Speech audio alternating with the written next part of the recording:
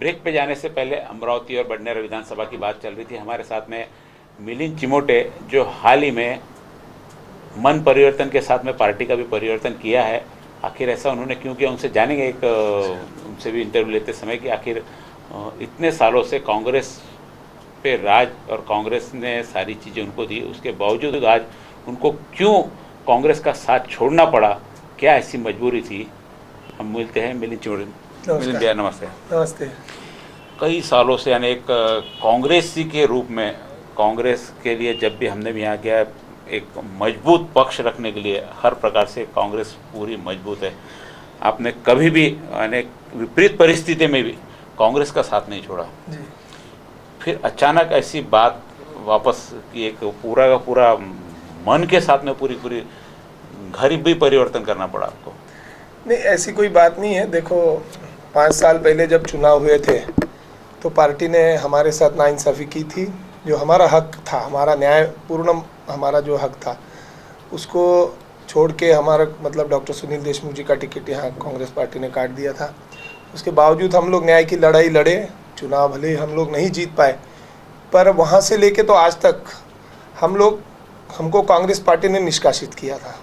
आज मतलब ये जो है, मैं पहले करेक्ट करना चाहूँगा कि मैंने आज कांग्रेस पार्टी नहीं छोड़ी है। हमने अपनी जन विकास कांग्रेस नाम की एक पार्टी यहाँ पर रीजनल पार्टी के रूप में बनाई थी, और ये पार्टी को लेके हम काम कर रहे थे गए 5 सालों से, और हम चाहते थे कि हम फिर से वापस से कांग्रेस में चले जाएं। साथ में पार्टी ने नाइंसाफ़ी की 5 साल पहले, लेकिन इन 5 सालों में भी आपकी कहीं पे भी कांग्रेस के प्रति ऐसी एक्टिविटी, एंटी एक्टिविटी नहीं रही। आप लोग हमेशा कांग्रेस के समर्थन में रहे, इसके बावजूद भी फिर एकदम अचानक क्यों हो गया? मैं बता रहा हूँ कि 5 साल तक जब चुनाव हम लोग हार गए, हमको निष्कासित कर दिया। जिस बात का आपने जिक्र किया बिल्कुल सही बात थी। मैं तो 17 साल का था जब डॉक्टर सुनील देशमुख साहब के साथ में NSUI में जुड़ा था। लगभग 30-35 साल पार्टी के साथ में काम करने के बाद में हमको पार्टी ने निष्कासित कर दिया था 6 साल के लिए, और हम लोग राह देख रहे थे कि भाई शायद 5 साल में वापस हो जाए। शायद 5 साल में पार्टी को ये लगे कि भाई हमने भी अपने लोग, जैसे हमने पार्टी खोई है तो पार्टी ने भी किसी को खोया है, इसका दुख शायद पार्टी को भी हो जाएगा, वो हमारा दुख समझ सकेंगे। पर दुर्दैव की बात ऐसी है कि 5 साल में हमने कभी भी पार्टी के खिलाफ कोई काम नहीं किया। हमने अपनी जन विकास कांग्रेस पार्टी बनाई, उसमें भी कांग्रेस का नाम रखा, और 5 साल हम लोग राह देख रहे थे।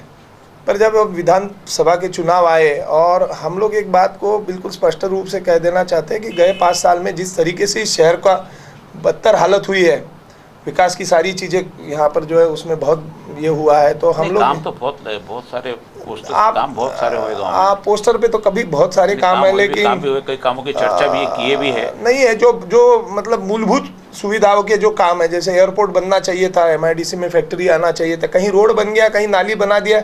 मैं नहीं मानता हूँ कि ये कोई 10 साल भाव भी MLA थे उस समय, कहाँ बिल्कुल ये हुआ।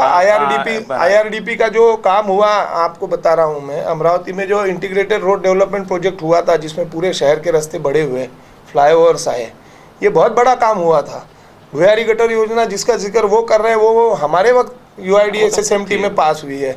ये जो बेसिक इश्यूज जो है, एयरपोर्ट का जो काम है, MIDC का जो काम है, ये चीज़ तो मिलिंद भाई देखो, जो भी है करंट रहेगा। अभी भी जैसे आप मंगल पे यान छोड़ा हुआ है, सारा क्रेडिट मोदी ने लिया, जबकि था तो कांग्रेस के राज में काम, क्रेडिट आप लोग ले रहे हो अभी उसकी। नहीं, वो ठीक है। देखिए, ये सब आपने जैसे कहा कि बिल्कुल ठीक है कि आपके साथ कांग्रेस ने धोखा किया, या एक तरीके से आप ध्यान नहीं दिया नाइंसाफी की। तो अचानक आपने एक 5 साल का इतना बड़ा लंबा पीरियड लेके आपको लगा कि शायद आपकी घर वापसी हो जाए, नहीं हुई, तो अचानक फिर ये निर्णय क्यों? आप मेरा उसमें और है कि जैसे आपने 5 साल में कभी भी कांग्रेस के खिलाफ में काम नहीं किया। आखिरी क्षण तक भी हमको तो अभी 15 दिन पहले तक भी, 8 दिन पहले तक भी रखा था, कांग्रेस से बुलाया था, कांग्रेस की टिकट ले लोगे, ऐसी चर्चा भी चल रही थी। आखिरी क्षण तक भी ऐसा था कि यानी आपने 1 दिन का टाइम भी एक्सटेंड किया आपका फॉर्म भरने के लिए कि कांग्रेस का बुलाया। शायद हमारे मन में ऐसा हो सकता है, आपकी भावना कुछ अलग हो। इसके बावजूद इसमें कई बार मौका परस्त राजनीति इसको बोलते, कहीं इसमें मौका परस्त पार्टी तो नहीं बन गई आपको एक्सेप्ट करने में? नहीं, पार्टी तो नहीं बन गई, पार्टी ने मौका नहीं ले लिया आपको अपने तरफ लेने के लिए? ऐसी कोई बात नहीं है उनके तरफ से। तो उन्होंने खुले दिल से कई दिनों से उन्होंने कहा था, ये पब्लिकली भी माननीय नितिन गडकरी जी ने तो पब्लिकली भी ये बात कही थी कि ये लोग बहुत अच्छे लोग हैं, और मैंने सुनील जी का विकास देखा है, मैंने उनके साथ में काम किया है, तो मेरी इच्छा है कि वो भारतीय जनता पार्टी से जुड़ जाए।